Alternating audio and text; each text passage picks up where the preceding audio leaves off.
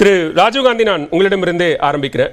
தேர்தலுக்கு பிந்தைய கருத்து கணிப்பு முடிவுகள் குறித்து நம்ம 2 நாளாக பேசணும். இருந்தாலும் அதையெல்லாம் முறியடிக்கிற விதமாக தேர்தல் முடிவுகள் இருக்கும் அப்படிங்கிற ஒரு நம்பிக்கையை தொடர்ந்து இந்தியா கூட்டணி தலைவர்கள் வெளிப்படுத்தி கொண்டே இருக்கிறார்கள். 5ஆம் தேதி மீண்டுமாக ஒரு கூட்டத்திற்கும் அழைப்பு விடுத்திருக்கிறார்கள். அந்த நம்பிக்கை தொடர்ந்து இருக்கிறதா? உங்களுடைய பார்வை? உறுதியா நாளை வரப்போகிற தேர்தல் முடிவு ஏற்கனவே எங்களுடைய தலைவர் மாண்புமிகு தமிழ்நாடு முதலமைச்சர் சொன்னது போல் பாசிசம் வீழட்டும் இந்தியா வெல்லட்டும் என்கிற அந்த கருத்துருவாக்கம் தான். அதில் மிக உறுதியாக இருக்கிறோம். இந்த தலைப்பில் வச்சது போல தமிழ்நாட்டில் யாரு மத்தியில் யாருன்னு கேட்டீங்க. நாடும் 40 50 என்பதில் உறுதியாக திராவிட முன்னேற்ற கழகம் இருக்கிறது. நாளை வாக்கு எண்ணிக்கை முடிக்கிற போது இதுவரை 10 ஆண்டுகளாக இந்தியாவுடைய ஜனநாயகத்தை பால்படுத்திய இந்த நாட்டுடைய பிரதம அமைச்சர், முன்னாள் பிரதம அமைச்சர் மோடி என்று அழைக்கிற நிலைக்கு தான் வரும். அதை நாங்கள் மிக உறுதியாக இருக்கிறோம். மக்கள் மேலே தீர்ப்பும் படுத்தா இருக்கு. ஏன்னா நாங்கள் அதாவது இங்கே பார்க்கப்பட்ட ஒரு ஊடகமாக நீங்கள் பார்க்குறதுக்கும் களத்தில் அரசியல்வாதியாக நாங்கள் பார்க்குறதுக்கும் மக்கள் மன்றத்தில் போகிற போது மோடி எதிர்ப்பு என்பது ஒட்டுமொத்த இந்தியா முழுக்கும், குறிப்பாக பிற்படுத்தப்பட்ட ஒடுக்கப்பட்ட மக்களிடம், மதச்சிறுபான்மை மொழிச்சிறுபான்மை மக்களிடம் மிக தெளிவாக இருக்கிறது. ஏன்னா ஒரு நாட்டுடைய பிரதமர் ஒரு மேனிஃபெஸ்டோ வச்சு பிரச்சாரம் பண்ணலை. மாநிலத்துக்கு மாநிலம், ஊருக்கு ஊர் போய் வெவ்வேறு பொய்களை தொடர்ந்து சொல்லிக்கொண்டே வந்தார். அதை மக்கள் மன்றத்தில் அம்பலப்படுத்துவதற்கு எங்களுக்கு வாய்ப்பாக இருந்தது. மிக உறுதியாக ஒத்த கருத்துடைய ஒரு காம மினிமம் புரோகிராமில் ஒரு இந்தியா கூட்டணி ஒரு கூட்டணியை மோடியை வீழ்த்துவதுதான் இலக்குன்னு நாங்கள் வைத்திருக்கிறோம். அந்த இலக்கு நாளை தீர்ப்பாக வரப்போகிறது. மிக நம்பிக்கையோடு இருக்கோம் நாங்கள்.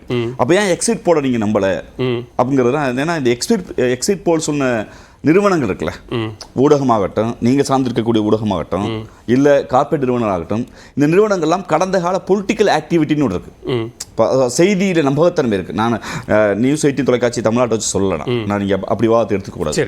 பொதுவாக இருக்கக்கூடிய இந்த தொலைக்காட்சிகள்லாம் ஒரு எதிர்க்கட்சியாக ஆரோக்கியமான ஜனநாயக சக்திகள் பிரதமரை நோக்கி கேள்வி வைத்த போது, தேர்தல் ஆணையத்தை நோக்கி கேள்வி வைத்த போது எந்த இடத்துலையுமே ஜனநாயக சக்திகளுக்கு ஆதரவாக, எங்களுக்குன்னு சொல்லலை, பொதுக்கத்துக்கு ஆதரவாக இல்லாத சில நிறுவனங்கள் தான் இன்னைக்கு ஊதி பெருக்கி கட் அண்ட் காப்பி பேஸ்ட் வச்சு ஒரு எக்ஸிட் போல் ஃபிக்ஸ்டு போல் மாதிரி வந்திருக்கு.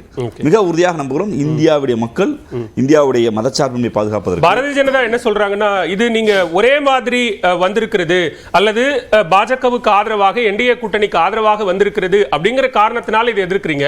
ஒருவேளை எக்ஸிட் போல் இந்தியா கூட்டணிக்கு ஆதரவாக வந்திருந்தால் அப்போதும் இதே மாதிரி நிராகரித்திருப்பீர்களா? இதே மாதிரியான விமர்சனத்தை முன்வைத்திருப்பீர்களா?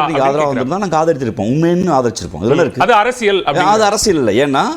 ஏன்னா ஒரு 9 ஆண்டு காலமா களத்துல நீங்க இந்த போல் நடத்துகிற நிறுவனங்கள், குறிப்பா ஒரு வெளிநாட்டு கம்பெனி இதில் இருக்கு, பல்வேறு கார்பரேட் நிறுவனங்கள் யாரும் இங்க ஒரு அரசியல் பொலிட்டிக்கல் அனலிஸ்ட்.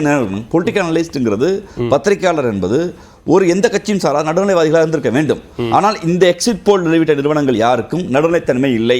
அதற்கு மாறாக இந்த பிரதமர் பேர்லேயே அது வந்து மோடி மீடியா என்று கூட மனுஷத்துக்குள்ளான ஊடகங்கள் தான். உங்களுக்கு நல்லா இருக்கும்னு நினைக்கிறேன். உங்களுக்கு நான் வெளிப்படையாக சொல்ல விரும்புகிறேன். டெல்லியில் எல்லா பத்திரிகையாளர்களையும் கூட்டிட்டு ஒரு கூட்டம் நடத்த போது ராகுல் காந்தி அவர்களிடம் ஒரு கேள்வி வைக்கப்படுது. ஏன் எப்போ பார்த்தாலும் சாதின்னு பேசுறீங்க அப்படின்னு ஒரு பத்திரிகையாளர் கேள்வி வைக்கிறார்.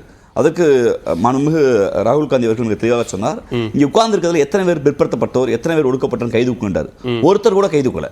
அப்போ அவர் சொன்னார், இந்த பத்திரிகை துறையிலேயே 80 விழுக்காடு மக்கள் இருக்கக்கூடிய பிற்படுத்தப்பட்ட ஒடுக்கப்பட்ட மக்கள் வர முடியலையே, இதுக்காக தான் போராடுறாரு.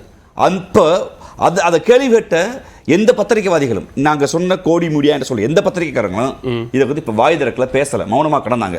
அப்படிப்பட்ட ஜனநாயகத்தன்மை இந்தியாவுடைய 4வது பத்திரிகை, அதில் எந்த மாற்று கருத்துல ஒரு பத்திரிகையாளராக கலைஞருடைய பிறந்தநாள் இந்த நாள் பத்திரிகை ஜனநாயகத்தை போற்றுகிறவர்கள் நாங்கள் மிக உறுதியாக இருக்க. மாற்றாந்தோட்டத்து மளிகைக்கும் வாசம் உண்டு. ஆனால் தொடர்ச்சியாக பாஜகவால் பல பத்திரிகையாளர்கள் விலைக்கு வாங்கப்பட்ட சில ஊடகங்களால் அது வெளியிடப்பட்டு கொண்டே. இப்ப நீங்க ஏதாவது ஒரு ஊடகம் வெளியிட்ட அல்லது ஒரு அமைப்பு வெளியிட்ட, ஏஜென்சி வெளியிட்ட கருத்து கணிப்பு முடிவுகள்ல ஒரு நம்பர் சேஞ்ச் இருந்திருந்து அல்லது அதுல ஏதாவது விமர்சனம் இருந்திருந்தால் அதை கேள்விக்குள்ளாக்கலாம். ஆனா எல்லாமே கிட்டத்தட்ட ஒரே மாதிரியான நம்பர்ஸ். இமாச்சல பிரதேசத்துல மொத்த தொகுதி 10, ஆனா 16. காங்கிரஸ் போட்டிட்டதே தமிழ்நாடுல 9, ஆனா அதை வெல்ல போற 16. சத்தீஸ்கர்ல மொத்த தொகுதியே 11, ஆனா பாத்தீங்கன்னா 22. இது காப்பி டு பேஸ்ட்டுங்க. நீங்க அதாவது ஒரு அறிவியல் பூர்வமான தன்மை வேணும். நீங்க கடந்த ஆண்டு 302 தொகுதியை வென்ற பாஜகவிற்கு ஆன்டி இன்கம்பன்சி இல்லைன்னு சொல்றீங்களா? இல்ல எதிர்கட்சிகள் வேலை செய்யலன்னு சொல்றீங்களா? மகாராஷ்டிரத்தில் கட்சி வேலை செய்யலையா? கர்நாடகாவில் வேலை செய்யலையா? ஏன் ராஜஸ்தானில் வேலை செய்யலையா? ஆம் ஆத்மி காங்கிரஸ் டெல்லியில் வேலை செய்யலன்னு சொல்றீங்களா? எதை வைத்து நீங்க எடுக்கிறீங்க? என்ன எந்த பொருள்? மோடி என்ற பெயர் மட்டும் தானா? மோடி என்ற பெயர் என்றால் வாங்க சோசியல் மீடியா டிபேட் இல்ல அதைத்தானே முன்னிறுத்துறாங்க. அதை பேசுவோங்க. இந்த தேர்தல் ஆரம்பிக்கிற போது ஒட்டுமொத்தமா சமூக ஊடகங்களால் ஊதி பெருக்கப்பட்ட மோடி அவர்களுடைய ஒரு நாள் ஃபாலோவர், ரீட்வீட், லைக், ஹார்ட் அதெல்லாம் வச்சுக்கோங்க. நான் அதுக்கே வர்றேன். ஏன்னா ஒரு சோசியல் மீடியா பின்பம் தானே. இன்னைக்கு சோசியல் மீடியா பின்பம் என்னாச்சு? ராகுல் காந்திக்கு 12,000 பேர் ரீட்வீட்னா 2,000 பேர் உங்க சோசியல் மீடியாவுக்குள்ளே நான் வர்றேன். அப்ப ஒரு நெகட்டிவிட்டி வருகிற போது திறந்த மனதோடு அதை விவாதித்தார்களா? இன்று எக்ஸிட் போல் எடுக்கிற எந்த நிறுவனமாவது நீங்க சுட்டி காட்டுங்க. இல்லைங்க இந்த நிறுவனங்க இந்த ஒரு 5 பேர் போட்டிருக்காங்க. இந்த 5 பேருங்க இந்த மோடியுடைய ஆக்டிவிட்டியை, இந்த மோடியுடைய இந்த செயலை அவங்க கண்டிச்சாங்க, இல்ல அதை எதிர்த்து பேசினாங்க. எத்தனை ஊடகங்கள் காட்ட முடியுமே? ஜனநாயகத்தில் காங்கிரஸ் எதிர்க்கிற, பொதுவுடைமை இயக்கங்கள் எதிர்க்கிற, திமுக எதிர்க்கிற எத்தனையோ பத்திரிகையாளர்கள் எங்களுக்கு அட்வைஸ் கொடுக்கிற போது நாங்கள் ஏற்றுக்கொள்கிறோம். கருத்து கணிப்பு முடிவுகளில் தமிழ்நாடு முடிவை உட்பட இருக்கிறோம். ஏன்னா அந்த நீங்க சொல்ல 5 மீடியா இருக்குல்ல, 5 மீடியா அதாவது திருநெல்வேலிங்க, மதுரைங்க, கோயம்புத்தூருங்க ஏதோ போடுறாங்க. நாளைக்கு கலந்து வரப்போது நாங்கள் சொன்னதுதான், நாடு நமதே 40 நமதே. ஓகே, திரு ஸ்ரீகாந்த் கணேஷ், இங்க தேர்தலுக்கு பிந்தைய கருத்து கணிப்பு முடிவு அப்படிங்கறதெல்லாம் தாண்டி நாளைக்கு தேர்தல் முடிவுக்கே தயாராயாச்சு. ஆனா பாரதிய ஜனதா கட்சி அலுவலகங்கள்ல அல்லது முக்கிய இடங்கள்ல தேர்தல் கொண்டாட்டத்துக்கு தயார் இல்லை அப்படின்னு சொல்ற நேரத்தில் காங்கிரஸ் தயாராக இருக்கிறது. இந்தியா கூட்டணியினுடைய கூட்டம் 5ஆம் தேதியே டெல்லியில கூட இருக்கிறது. நாங்கள் உறுதியோடு இருக்கிறோம். கருத்து கணிப்புக்கு எதிராக இந்தியா கூட்டணிக்கு சாதகமாக முடிவுகள் வரும் அப்படிங்கிற ஒரு நம்பிக்கையை வெளிப்படுத்துறாங்க. உங்களுடைய பார்வை? அனைவருக்கும் வணக்கம். நான் மிக முக்கியமா என்னுடைய நண்பர் ராஜீவ் காந்திக்கும் மக்களுக்கும் சொல்லணும்னு நினைக்கிறது என்னன்னா, ஒட்டுமொத்த ஊடகங்களும் இவ்வளவு தெளிவாக ஒரு தீர்ப்பை கொடுத்திருக்கிறாங்க. இதுதான் இறுதியான தீர்ப்புன்னு எப்படி ராஜீவ் தம்பி சொன்னாரோ அந்த மாதிரி நாங்களும் சொல்லல. ஏன்னா இதை விட கூடுதலா தான் நாங்க எதிர்பார்க்கிறோம். அதனால இதுக்கான ஒரு சஸ்பென்ஸ் நாளைக்கு காலையிலேயே நமக்கு தெரிஞ்சிட போகுது. ஆனாலும் மிக முக்கியமா இதுல என்ன யோசிக்கணும்னா, இப்ப சொன்னாங்க இல்லையா, நாங்க கொண்டாட்டத்துக்கு தயாரா இல்லைன்னு. எங்களுடைய காரிய கர்த்தாக்கள் எல்லாம் சந்திச்சு பேசின எங்க தலைவரே மிகப்பெரிய வெற்றியை கொண்டாடுவதற்கு நீங்க எல்லாம் உங்களுக்கு எல்லாம் ஒரு பெரிய வெற்றி கொண்டாட்டம் காத்திருக்கு, அதுக்கெல்லாம் கொண்டாட தயாரா இருங்க. பெரிய ஜோஷ், அந்த வார்த்தைக்கு தான் நான் யோசிச்சேன். அந்த பெரிய ஜோஷோட நீங்க எல்லாம் இருக்கணும், அந்த கொண்டாட்டத்தை உற்சாகமா கொண்டாடணும்னு ஒவ்வொரு மாநில தலைவரும் அங்கங்க தயாரா இருக்கிறாங்க. முதல் விஷயம் நான் என்ன யோசிக்கிறேன்னா, இந்த எக்ஸிட் போலுக்கு முன்னாடியே நம்ம பிரதமர் வேட்பாளர் யார் என்பதில் மக்கள் மிக தெளிவாக இருந்ததை ஒவ்வொரு இடத்திலையும் பிரச்சாரத்தின் போதே எங்களால பார்க்க முடிஞ்சது.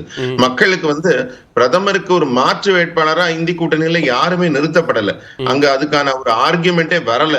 அந்த இடத்துல நாங்க இன்னுமே இறுதி செய்வோங்கிறாங்க. இப்ப நாளைக்கு நடக்க போறதுல கூட தலைவர்கள் யாரும் பரப்புரையில அதுக்கு பிரதமரும் உள்துறை அமைச்சரும் கூட அதுக்கு பதில் சொன்னாங்க. ஆண்டுக்கு ஒருவர் பிரதமரா இருப்பாங்க, அவர்களுக்கு கடைசியா வாய்ப்பு கிடைத்தால் கடைசி ஆண்டில் ராகுல் காந்தி பிரதமரா இருப்பாரு அப்படிங்கிற கவலையெல்லாம் என்டிஏ கூட்டணிக்கு இருந்தது. அதாவது இது எதனால இதை நான் உங்களுக்கு சொல்ல வரேன்னா, எங்களுடைய கட்சி தலைவர்கள் ஒரு தேர்தல் வியூகம் பேசும்போது எதிர்கட்சியின் வியூகங்களை உடைக்க வேண்டும் என்று இது போன்ற கருத்துக்களை கண்டிப்பாக பதிவு செய்வார்கள். ஆனா உண்மையில பாத்தீங்கன்னா அதுக்கு கூட அவங்க தயாரா இல்லை. இப்ப மம்தா பானர்ஜி வரமாட்டேங்கிறாங்க, கெஜ்ரிவால் வர முடியாது, இங்க இருந்து ஸ்டாலின் அவர்கள் போகல, இந்த மாதிரி தலைவர்கள் எல்லாமே அந்த கூட்டத்தை பெருசா புறக்கணிக்கிறாங்க. அது ஏன்னா அவங்களுக்கே அதுல நம்பிக்கை இல்லைங்கிறதுதான் உண்மை. நாளைக்கு செய்தி மாறும்போது அவங்களால அந்த தோல்வி எல்லாம் தாங்கிக்கவே முடியாது. 5ஆம் தேதி கூட்டத்துக்கு அழைப்பு விடுத்திருக்காங்களே, டெல்லியில இந்தியா கூட்டணி தலைவர்களினுடைய கூட்டத்துக்கு ஆலோசனை நடத்தலாம். வெற்றி கொண்டாட்டமோ அல்லது தொங்கு பாராளுமன்றம் அமைந்தால் அதை எப்படி சந்திப்பது என்பதோ அல்லது தேர்தல் ஆணையத்திடம் பேசுவது என்பதோ எது தொடர்பாகவும் ஆலோசிக்கலாம். 5ஆம் தேதி எல்லாரும் டெல்லிக்கு வாங்கன்னு அழைப்பு விடுத்திருக்கிறாங்களே. கண்டிப்பாக. ஏன்னா எந்த ஒரு கட்சியும் இந்த மாதிரியான ஒரு நிலைப்பாட்டை கற்பனை செய்து அதுக்கான தயாராகிறது தப்பே கிடையாது. ஆனா அவங்களுக்கு அதுக்கான வாய்ப்புகளே வரப்போவதில்லை.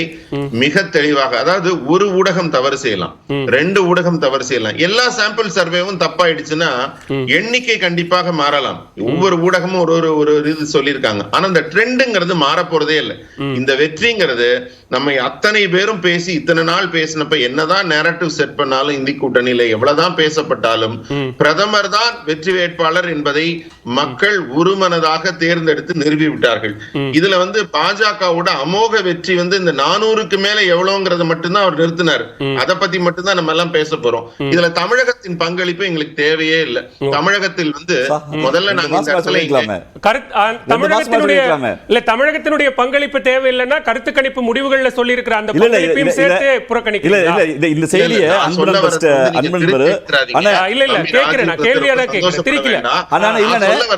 எங்களுடைய ஆட்சி அமைக்கிறதுக்கு வெறும் வடபுலத்தில் வரக்கூடிய எங்களுடைய சீட்டுகள் எண்ணிக்கையிலேயே தேவையான மெஜாரிட்டி இருக்கும்.